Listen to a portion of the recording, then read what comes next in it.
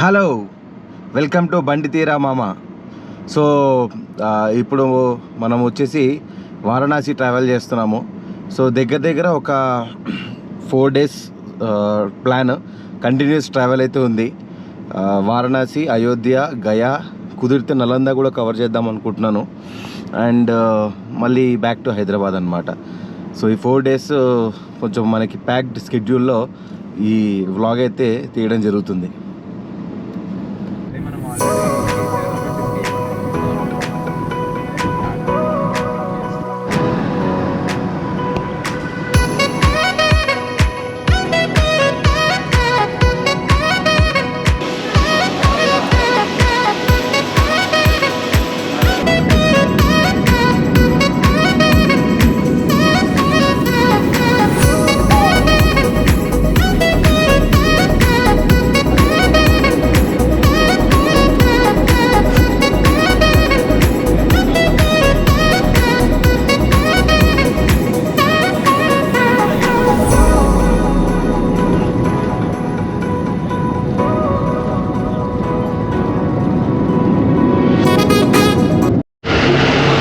Kashi reach అయిపోయాము. So వెళ్ళి ఇంకా ఎక్స్ప్లోర్ చేద్దాం. వెదర్ అయితే బాగుంది. Welcome to Kashi.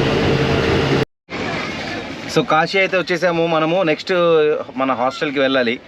And airport దగ్గర నుంచి హాస్టల్ ఒక 20 kilometers ఉందండి. సో ఇక్కడ కాశీలో ఎలా ఉంటుందంటే, మీరు బయటికి రాగానే చాలామంది మనకి క్యాబ్ డ్రైవర్స్ వీళ్ళందరూ కూడా క్యాబ్ కావాలని అడుగుతారు. బట్ మనం కొంచెం నెగోషియేట్ చేయాలి. ఇప్పుడు ఊబర్ వాటిలో చూస్తేనేమో అరౌండ్ 500 rupees చెప్తుంది, అంటే ఆటోకి. అండ్ క్యాబ్ అయితే అరౌండ్ 800 rupees దాకా ఛార్జ్ చేస్తున్నారు. సో ఇక్కడ ఏం చేసామంటే, మేము ఒక ఆటోలో షేరింగ్ మాట్లాడుకున్నాము. సో 350 rupees కి మనకి అక్కడ హాస్టల్ దాకా డ్రాప్ చేస్తా అన్నారు. సో ఎక్కడైనా సరే నెగోషియేట్ చేయండి. కాశీలో ఎంటర్ అవ్వగానే ఒక మంచి వైబ్. బయటికి రాగానే ఇట్లా మంచి పెయింటింగ్స్. అండ్ ఈ ఆటో డ్రైవరు అదిరిపోయే సాంగ్స్ పెట్టి నాకు మంచి వెల్కమ్ చెప్పాడు కాశీకి.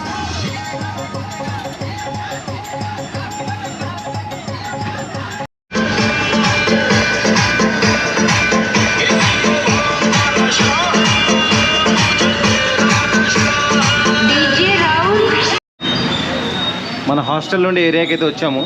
సో ఇప్పుడు ఆటో దిగంగానే ఫస్ట్ మనకి ఆంజనేయ స్వామి దర్శనం అయితే జరిగింది. సో ఇదే ఏరియాలో మన హాస్టల్ ఉంటుంది. మన హాస్టల్ లాస్ట్ టైం మన కుంభమేళా బ్లాగ్లో కూడా చూపించాను నేను మీకు. దాని పేరు జిప్సీ డైరీస్ అని. సో లొకాలిటీ వైజ్ మనకి అన్నిటికీ దగ్గరలో ఉంటుంది అన్నమాట. అస్సీ ఘాట్కి వెళ్దామని ర్యాపిడో బుక్ చేసుకున్నాను. మనోడేమో ఎక్కడెక్కడో తిరుగుతున్నాడు నాకు నుంచి రాకుండా. సో బేసికల్లీ మీరు వారణాసిలో సోలో ట్రావెల్ చేస్తుంటే ర్యాపిడో బెస్ట్ ఆప్షన్. ఎందుకంటే పెద్ద దూరం ఏమి ఉండదు ఎక్కడికి వెళ్ళాలన్నా కూడా. సో మ్యాక్సిమం 40 rupees 50 rupeesలో మీరు ఎక్కడికైనా రీచ్ అయిపోవచ్చు. ఏవైతే మన మెయిన్ అట్రాక్షన్స్ ఉంటాయో వాటన్నిటికి కూడా మనం ఇన్ టైం ఫాస్ట్గా వెళ్ళాలంటే కనుక, ఎస్పెషల్లీ కాశీ ట్రాఫిక్ని బీట్ చేయాలంటే మీరు 100% ర్యాపిడోనే బుక్ చేసుకొని పోవాలి.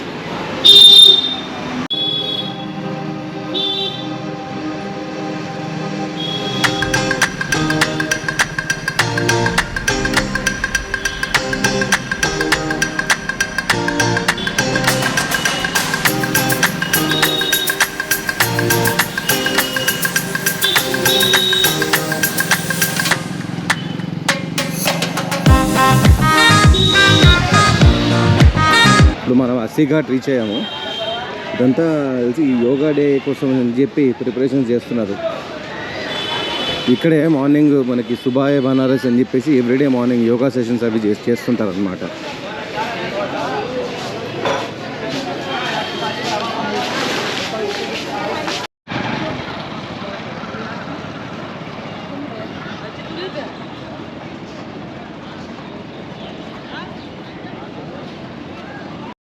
మనం ఇప్పుడు నదికి అవతల వైపు వెళ్తున్నాము. సో అవతల వైపు నుంచి కూడా మీకు కాశీ ఎలా ఉంటుందో చూపిస్తాను. కాశీలో బోట్ రైడ్ అనేది ఒక డిఫరెంట్ ఎక్స్పీరియన్స్. సో మనకి కొంతమంది ఇక్కడ లోకల్స్ పరిచయం అయితే వాళ్ళతో పాటు ఒక బోట్ హైర్ చేసుకొని మనం నది అవతల ఒడ్డుకైతే వెళ్ళడం జరిగింది. ఇది ఒక డిఫరెంట్ ఎక్స్‌పీరియన్స్. ఎందుకంటే లోకల్స్‌తో ట్రావెల్ చేస్తున్నారు కదా మీరు. సో, లోకల్ వైబ్ అనేది మీకు ఆహ్, తెలుస్తుందనమాట. చూడండి ఎంత సరదాగున్నారో వీళ్ళు. तो देखिए अभी हम लोग यहाँ से जाते रहे हैं, उस पार के लिए जा रहे हैं। भैया आए हुए हैं हमारे, भैया आए, भैया ने हमको फ़ोन किया, भैया ने बोला बोट राइड, मैंने बोला क्यों नहीं, आइए चलते हैं। बाबा जी हमारे, बहुत ही अच्छा मौसम हो रखा है, देख लीजिए आप लोग। ये हमारे डमडम जी हैं,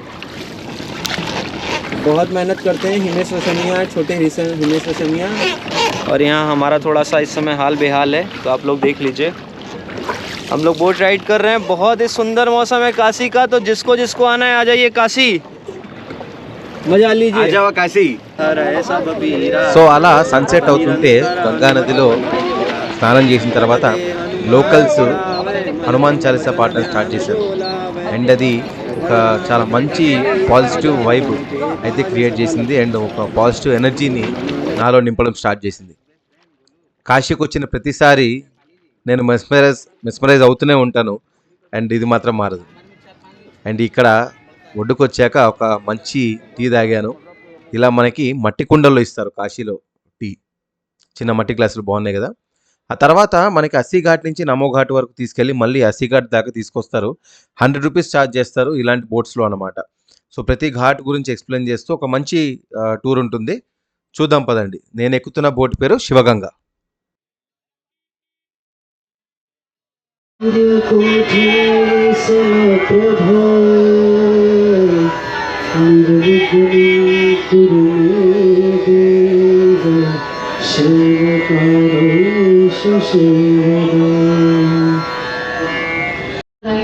गंगा मैया की जय गंगा मैया की जय जय श्री राम जय श्री राम जय श्री राम जय श्री राम। हर हर महादेव जय।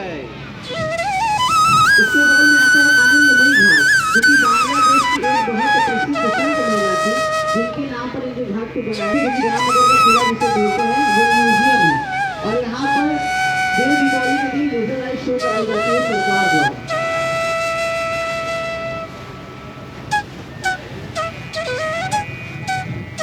इसके बगल में कर्नाटक घाट, कर्नाटक के राजा का महल।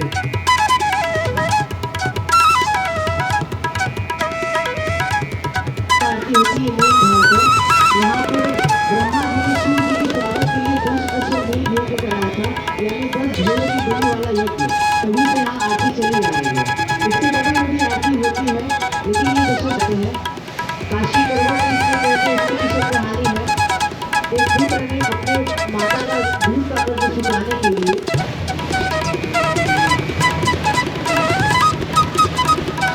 और ये हमारा अंतिम घाट है राजघाट।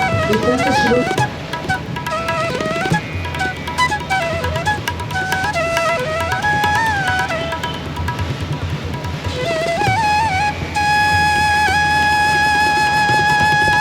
जो कि अभी अभी बना हुआ है, लगभग 3 साढ़े 3 साल हुए हैं।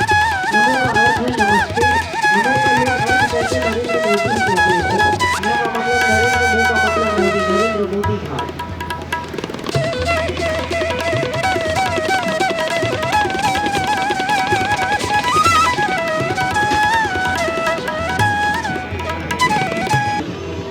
అట్లా ఘాట్స్ అనేది చూపించుకుంటూ తీసుకొచ్చి రిటర్న్లో ఈ అబ్బాయి మంచిగా పాటలు పాడడం స్టార్ట్ చేశాడు. నేను ఒక టీ తాగుతూ హ్యాపీగా ఈవినింగ్ ఆ బోట్లో ఆ సాంగ్స్ వింటూ ఆ ఘాట్స్ చూస్తూ చెప్పడం ఎందుకు లేండి, మీరే చూడండి.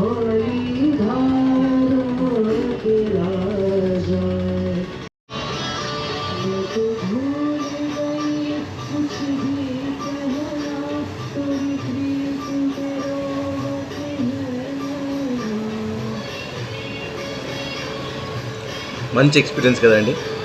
సో ఇలా నేను రిటర్న్ అయ్యేటప్పుడు మళ్ళీ మనకి ఘాట్స్ అనేవి కనిపిస్తాయి. సో ఈ టైం ఏంటి కొంచెం బోట్ క్లోజ్గా వెళ్తుంది అనమాట ఘాట్స్కి. సో ఇక్కడ కాశీ విశ్వనాథుడి కారిడార్, అలాగే మనకి మణికర్ణిక ఘాట్ చూడొచ్చు మనం. Her her Mahadev. ఇది చాలా మంచి ఎక్స్పీరియన్స్ కదా. ఇప్పుడు ఈ బోట్ చూస్తున్నారు కదా, ఇదే అలకనంద క్రూజ్ అంటారు. ఇది ఆన్లైన్లో బుక్ చేసుకోవాలి. లాస్ట్ టైం నేను రికార్డ్ చేసి పెట్టినప్పుడు దీనిలోంచే ట్రావెల్ చేశాను.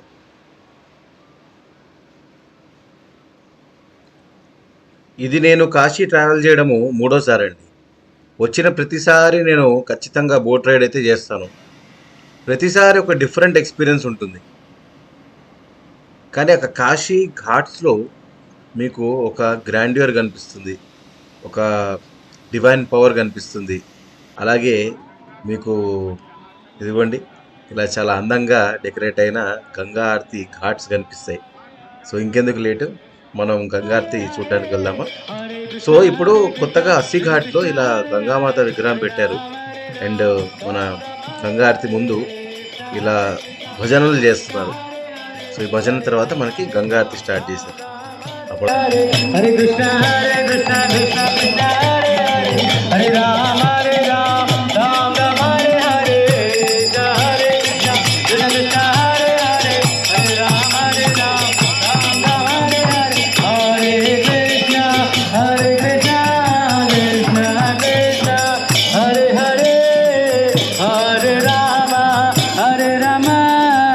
राम राम हरे हरे हरे कृष्ण।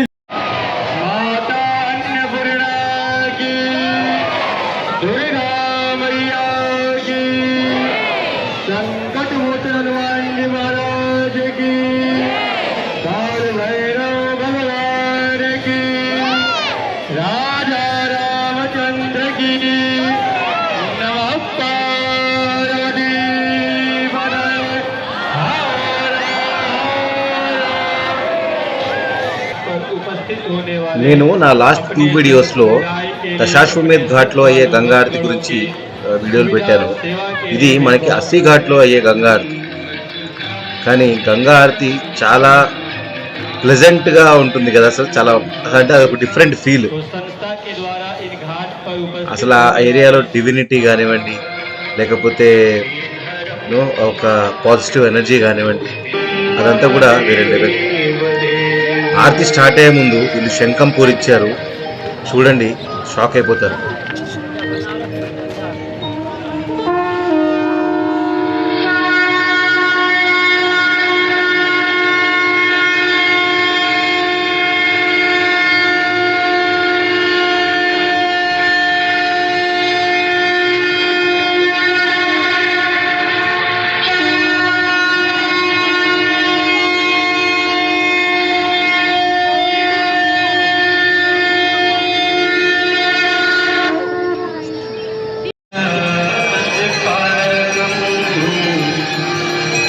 नमामि विघ्नेश्वरशूला।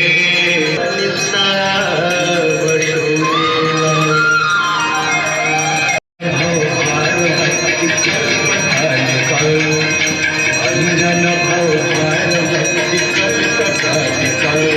जय जय माता मैया, जय करे माता, जो नर तुमको धाता, जो नर सुखदाता, जय अम्बे माता।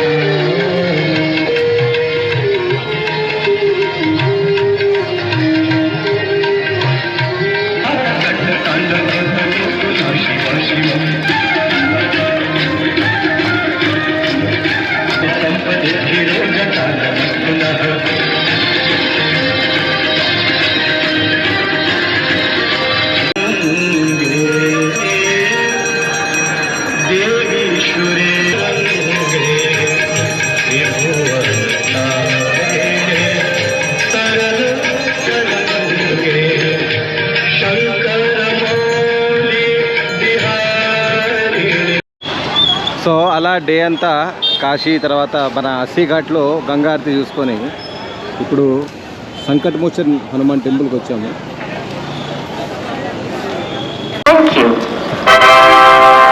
कृपया ध्यान दीजिए। సో డే వన్ మనం వారణాసిలో చక్కగా తిరిగి అట్లా బోట్లో ఎంజాయ్ చేసి తర్వాత గంగా ఆరతి చూసుకొని ఇప్పుడు అయోధ్య వెళ్తున్నాము. से चलकर वाराणसी प्लस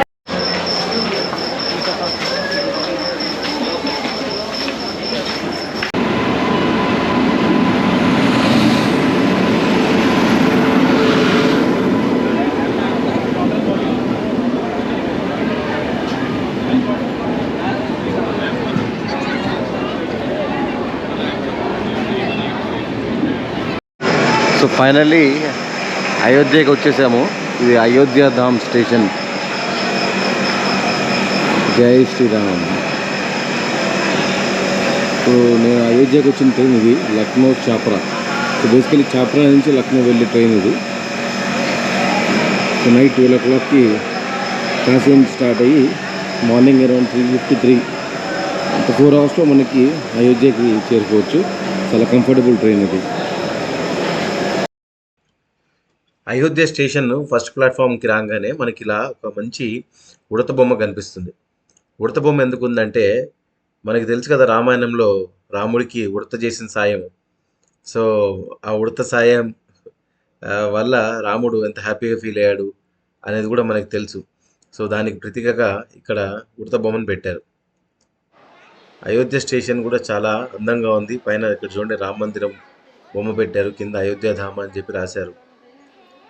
కొంచెము వెదరు బాగా సల్ట్రీగా ఉంది ఇక్కడ, కానీ ఇక్కడికి రాగానే చాలా మంచి ఫీల్ అయితే ఉంది ఇవన్నీ చూస్తుంటే. ఇక్కడ ఆంజనేయ స్వామిని చూడండి ఎంత అందంగా పెట్టారు స్టేషన్లో.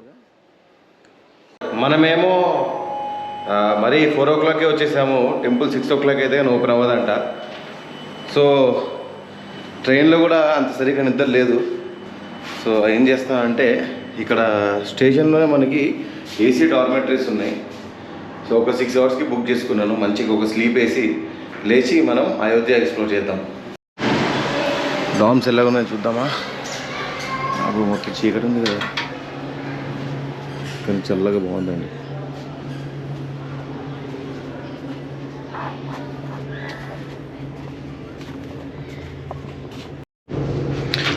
ఇదే నాకు అలొకేట్ చేసిన బెడ్. ఓకే బాగానే ఉంది, కానీ it can be better. 6 hours వాళ్ళు ఆల్మోస్ట్ 350 rupees ఛార్జ్ చేస్తున్నారంటే ఇంకొంచెం బెటర్ సర్వీసెస్ ఇవ్వచ్చు. అంటే ప్రైవసీ కోసం ఇక్కడ కర్టెన్స్ లాగా అట్లా మనం పెట్టచ్చు. వాటి ఏం లేవు, అది కొంచెం డిసప్పాయింటింగ్ ఉంది. Good morning from Ayodhya. So ఇప్పుడు మనము అయోధ్య రాముడి దర్శనానికి వెళ్తున్నాము. అలాగే చూద్దాం, మళ్ళీ నాకు ఈవినింగ్ 5:30 ట్రైన్ ఉంది. ఈలోపు ఏమేమి ఎక్స్ప్లోర్ చేయగలుగుతానో అది కవర్ చేస్తా. 1 గంట 2 గంటలు పడుకుందాం అనుకున్నా, కానీ కొంచెం చల్లగా బాగుండేసరికి ఎక్కువసేపు పడుకున్నాను.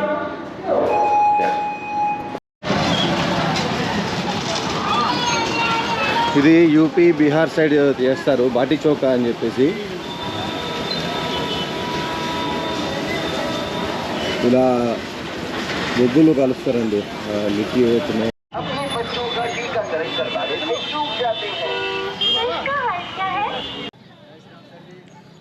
సో స్టేషన్ నుంచి మనకి జస్ట్ ఒక 20 rupees ఇస్తే మనకి రామ్ జన్మభూమి దగ్గర దింపుతారనమాట. సో మాటల్లోనే మన రామ జన్మభూమి ఫస్ట్ గ్లిమ్స్ అయితే ఇక్కడ మనం చూడొచ్చు. ఇది ఎంట్రీ గేట్ అన్నమాట. ఇది చూడంగానే నాకు యాక్చువల్గా గూస్ బంప్స్ వచ్చాయండి. మనందరికీ తెలుసు ఎంతమంది త్యాగాల వల్ల మనకి రామ మందిరం వచ్చింది అనేది. సో ఇది ప్రతి భారతీయుడికి, ప్రతి హిందువుకి చాలా చాలా స్పెషల్. అయోధ్యలో పుట్టినా కూడా ఆ రాముడు ఇన్నేళ్ళు తనకి ఒక నివాసం అనేది లేకుండా ఉండడం అనేది చాలా బాధాకరమైన విషయం. కానీ ఎట్టకేళ్లకు మనము మన రామ మందిరాన్ని నిర్మించుకున్నాము. ఎంత ఘనంగా నిర్మించుకున్నామంటే ఇప్పుడు మీరు చూస్తుంది ఏదైతే ఉందో ఇది జస్ట్ క్లాక్ రూమ్ ఇది. సో సామాన్లు, మన మొబైల్స్ కానీ ఇవన్నీ కూడా ఇక్కడ పెట్టడం కోసం అని చెప్పి కట్టిన బిల్డింగే ఇంత ఘనంగా ఉంది. సో లోపల వీడియోస్ అవన్నీ తీనియరు. సో మొబైల్ ఇవన్నీ కూడా ఇక్కడే డిపాజిట్ చేసి దర్శనం అయ్యాక మళ్ళీ కలుద్దాం. జై శ్రీరామ్. ఇప్పుడే ఆ రాముడు దర్శనం అయింది. ఇది కొంచెం అంటే టెంపుల్ బేసికలీ మన క్లాక్ రూమ్ ఏదైతే పెడుతున్నామో అక్కడ వ్యూ అనమాట ఇలా ఉంటుంది. లోపల ఇంకా చాలా కన్స్ట్రక్షన్ జరుగుతుంది టెంపుల్ది. దర్శనం అవగానే ప్రసాదం కూడా ఇచ్చారు.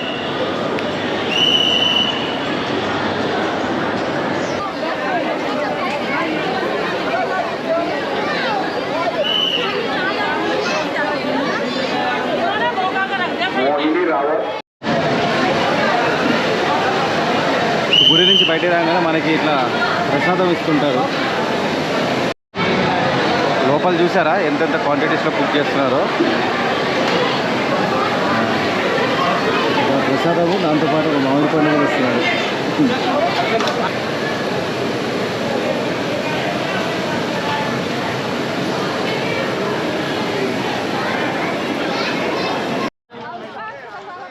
ఇప్పుడు మన రామ్లల్ల దర్శనం అయిపోయింది కాబట్టి నెక్స్ట్ మనం లంచ్ చేద్దాం. లంచ్లో ఇదిగోండి చోలే భటూరే ఆర్డర్ చేసుకున్నాను. ఇక్కడ రామ్ ప్రసాద్ అని ఒక హోటల్ ఉంటుంది బయటికి రాగానే. అండ్ దాని తర్వాత ఒక లస్సీ కూడా తాగాను. టేస్ట్ బాగుంది, మీరు ట్రై చేయొచ్చు అక్కడ. అండ్ బయటకు వచ్చిన తర్వాత మళ్ళీ అయోధ్య ఎక్స్ప్లోర్ చేద్దామని చెప్పేసి ఇక్కడ అయోధ్యలో మనకి ఇటువంటి ఇట్లా షేర్ బగ్గీస్ ఉంటాయి అన్నమాట. సో బేసికల్లీ మనకి టెంపుల్ దగ్గర నుంచి అక్కడ మన సరియు ఘాట్ దాకా ఒక 20 రూపీస్ అలా ఛార్జ్ చేస్తారు. ఛార్జ్ చేసి మనం డ్రాప్ చేస్తారు. మన రామ్ జన్మభూమి ఎంట్రీ ఒకసారి మళ్ళీ చూడొచ్చు మనం ఇక్కడ. సో నెక్స్ట్ అయోధ్యలో ఎక్స్ప్లోర్ చేయాల్సిన ప్లేసెస్ సరియు ఘాట్ దగ్గర కొన్ని ప్లేసెస్ ఉన్నాయి.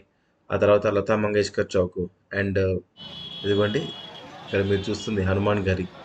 సో ఫస్ట్ అవన్నీ ఎక్స్ప్లోర్ చేసుకొని మనం మళ్ళీ రిటర్న్ వచ్చి హనుమాన్ గరి దర్శనం చేసుకొని మళ్ళీ ఈవినింగ్ మన ట్రైన్ ఉంది కాశీకి, అక్కడికి బయలుదేరాలి.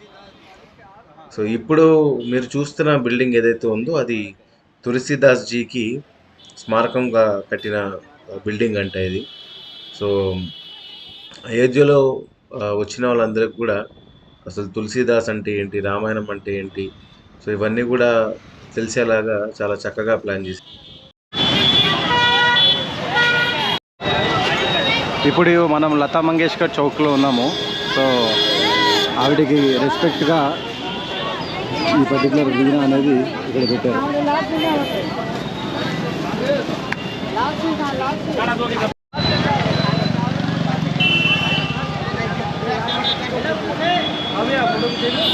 ఇప్పుడు మనము సరియు ఘాట్ ఏదైతే ఉందో అక్కడ ఉన్నాము. సో అందరికీ యాక్సెసిబుల్గా ఉండాలి అని చెప్పేసి పెద్ద లోతు లేకుండా రివర్ వాటర్ని ఇది చిన్న కెనాల్ లాగా చేసి అందరికీ స్నానాలు చేసేటట్టు మంచి ఫెసిలిటీస్ అయితే క్రియేట్ చేశారు.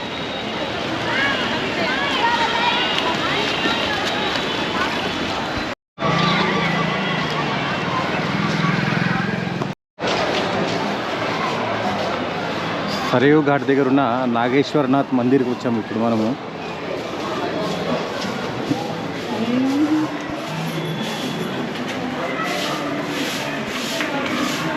ఇది కూడా one of the oldest temples అయోధ్యలో.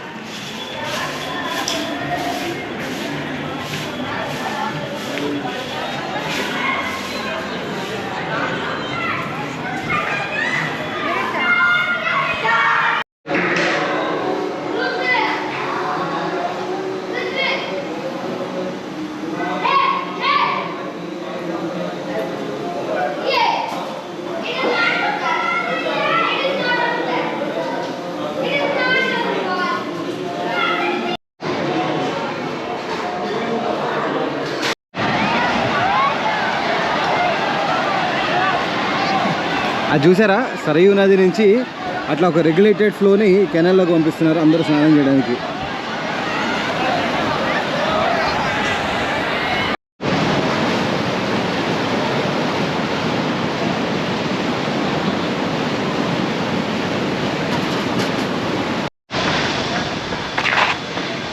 సరయూ నది తీరానికైతే వచ్చాం మనము.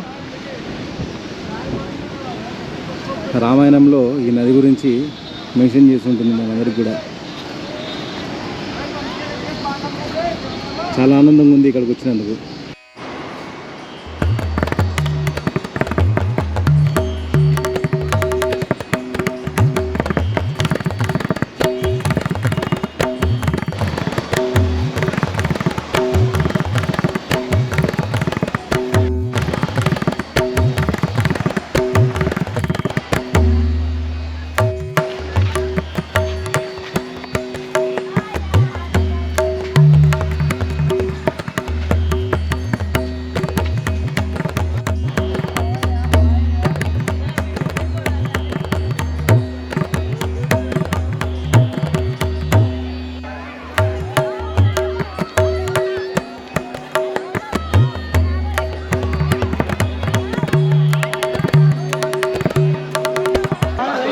ఘరీకి వెళ్తుంటే ఇక్కడ ఒక అద్భుతమైన కన్స్ట్రక్షన్ కనిపించింది. చాలా ఓల్డ్ బిల్డింగ్ లాగా ఉంది.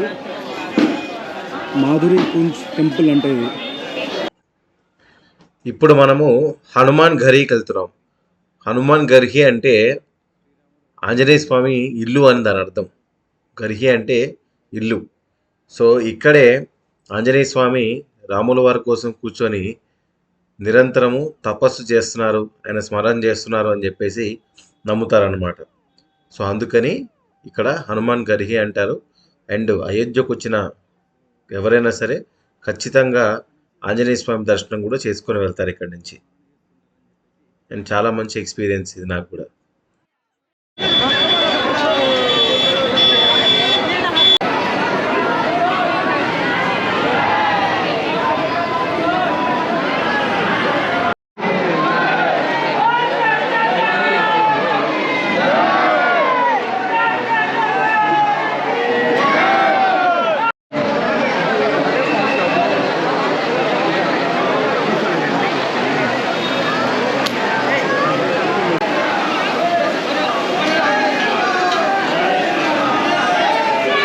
జై శ్రీరామ్, జై శ్రీరామ్.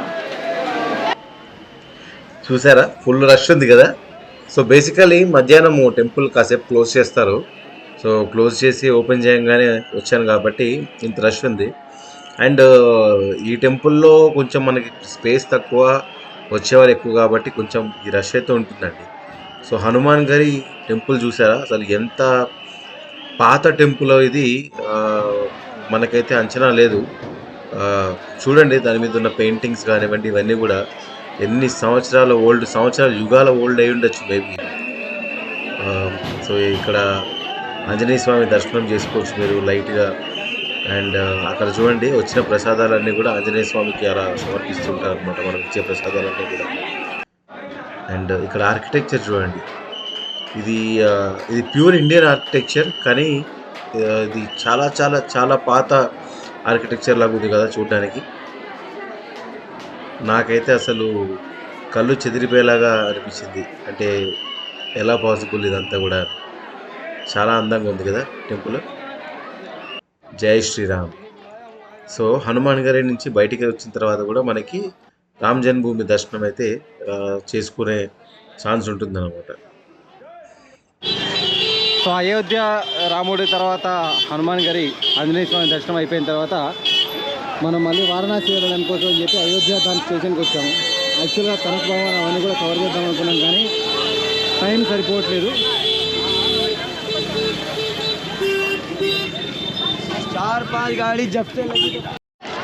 మనం వారణాసి వెళ్తుంది ఇప్పుడు వందే భారత్ ఎక్స్ప్రెస్లో వెళ్తున్నాము.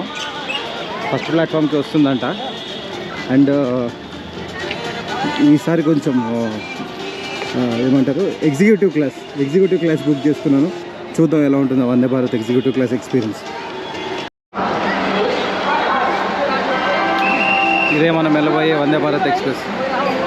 గోమతి నగర్ నుంచి పాట్నా వెళ్తుంది. బెస్ట్ ఆప్షన్ అయోధ్య నుంచి వారణాసి వెళ్ళాలి అనుకుంటే జస్ట్ 2.5 hours దింపేస్తుంది.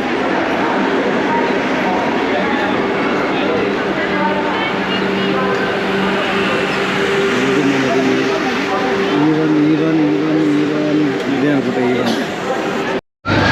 అమ్మయ్యా. సో ఇదండి Vande Bharat executive class. So ఇది వచ్చేసి ఓన్లీ 2 సీట్స్ ఉంటాయి.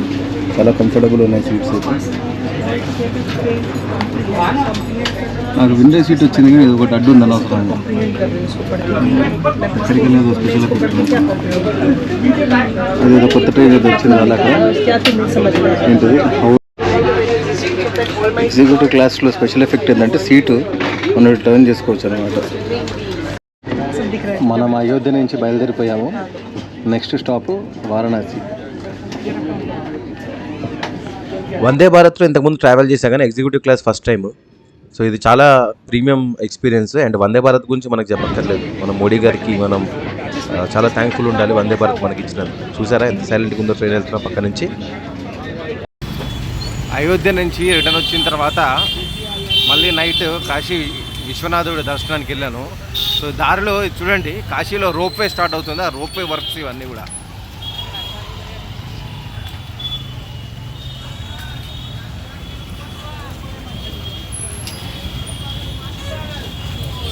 ఇంకా కాశీ ట్రాఫిక్ గురించి రోడ్ల గురించి అయితే చెప్పక్కర్లేదు.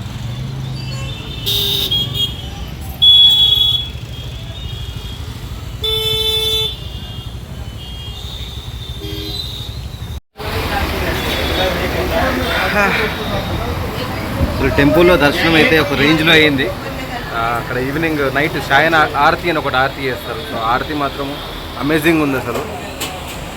అండ్ ఇక్కడ వెదర్ కొంచెం అంటే వర్షం పడేటట్టుంది కాబట్టి బాగా సల్ట్రీగా ఉంది. మనం ఏమంత వాకింగ్ చేసి చూడండి నా అవతారం ఎలాగైతే.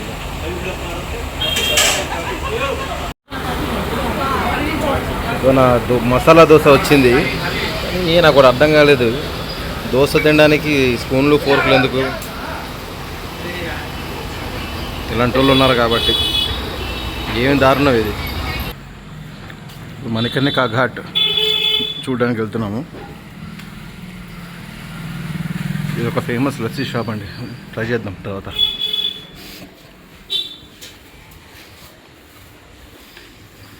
నేను ఇన్స్టాగ్రామ్లో ఒక పోస్ట్ చూశాను.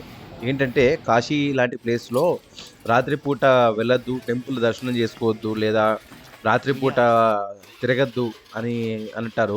ఎందుకంటే నెగిటివ్ ఫోర్సెస్, చాలా ఫోర్సెస్ అక్కడ యాక్ట్ చేస్తుంటాయి. ఎందుకంటే చాలా దహనాలు అవన్నీ జరుగుతుంటాయి కాబట్టి నైట్ పూట తిరగద్దు అని అంటారు. కానీ కాశీ విశ్వనాథుడే స్వయంగా కొలువై ఉన్న ఈ పవిత్రమైన భూమిలో మనని ఏ నెగిటివ్ ఫోర్స్ అయినా ఏమైనా చేయగలుగుతున్నా చెప్పండి. అడుగడుగునా మనకి ఇలా శివలింగాలు, తర్వాత ఆంజనేయ స్వామి అండ్ అసలు ఎక్కడ చూసినా దైవత్వంతో నిండిపోయిన ప్లేస్ ఇది. కానీ ఒకటి, మణికర్ణికా ఘాట్కి మీరు నైటు ఒకవేళ సోలోగా ట్రావెల్ చేస్తే కనుక ఒక తెలియని వైబ్ అయితే మీకు, ఒక కైండ్ ఆఫ్ ఫోర్స్ అయితే మీరు ఫీల్ అవుతారు. So if you are strong hearted వెళ్ళండి, లేదా నైట్ సోలోగా వెళ్ళడం మాత్రం మీరు అవాయిడ్ చేయండి మణికర్ణికా ఘాట్కి. మాటల్లోనే మన మహాశ్మశానం మణికర్ణికా ఘాట్కి వచ్చాం. అండ్ ఇక్కడ కనిపిస్తున్న కర్రలు ఇవన్నీ కూడా ఎందుకో నేనైతే మీకు చెప్పక్కర్లేదు. ఎందుకంటే ఇక్కడ నేను వీడియో లేదా ఫోటోలు ఇవి కూడా తీయడం కరెక్ట్ కాదు కాబట్టి నేను అవన్నీ తీయలేదు. అండ్ ఒకటండి, కాశీ అనే ప్లేస్ ఏంటంటే ఇక్కడ చావుని సెలబ్రేట్ చేస్తారు. ఎవరైతే అక్కడికి చనిపోవడానికి వచ్చారో వాళ్ళు సెలబ్రేట్ చేస్తున్నారు. నిజంగా ఇక్కడ చనిపోవడానికి వచ్చి రూమ్లు రెంట్కి తీసుకొని ఉండేవాళ్ళు చాలామంది ఉంటారు మణికర్ణికా ఘాట్ దగ్గర. దీన్ని మించిన గొప్ప పుణ్యక్షేత్రం ప్రపంచంలో ఎక్కడా లేదు. సో మణికర్ణికా ఘాట్లో నైట్ కాసేపు టైం స్పెండ్ చేసి మళ్ళీ మన హాస్టల్కి వెళ్ళిపోయాము. ఇది గేట్ నెంబర్ 4.